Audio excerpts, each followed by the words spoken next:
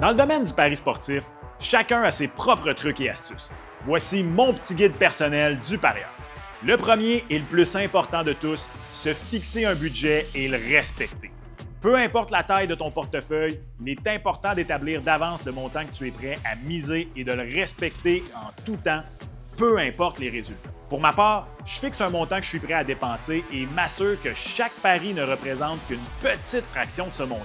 Parlons des paris en tant que tels, mais la première chose à garder en tête est d'être à l'affût des changements à la formation de l'équipe et des blessures des joueurs.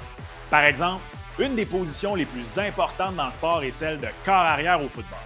Si la présence d'un corps arrière vedette est mise en doute, sois prudent, car la cote peut soudainement changer à la seconde où l'équipe annonce que ce joueur ratera la partie.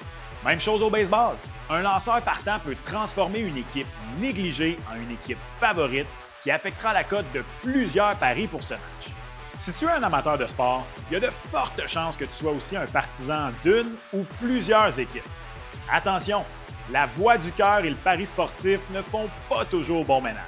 Ça ne veut pas dire qu'il ne faut pas parier sur la victoire de son équipe locale. Il faut simplement être conscient qu'on est peut-être un peu biaisé. Un truc qui pourrait t'aider, c'est d'analyser les tendances. Par exemple, pour plusieurs raisons, certains joueurs sont incapables de reproduire sur la route leur bonne performance à domicile.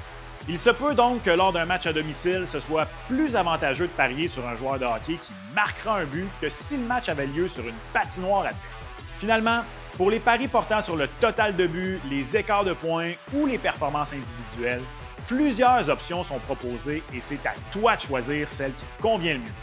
Bien sûr, les cotes peuvent varier. Quand les choix sont plus risqués, tu verras que la cote est plus élevée, tandis que pour les choix plus probables, la cote est plus basse. Personnellement, j'aime diversifier mes types de paris pour éviter de ne pas toujours miser sur les mêmes options. Ça me permet d'explorer différents scénarios tout en gardant une approche relativement prudente. Mais même avec cette diversité de paris, le risque est bien présent. Parier demeure toujours un jeu de hasard. Suis la série Les Bonnes Bases pour découvrir toutes les fonctionnalités de Mise au jeu plus et maximiser ton expérience.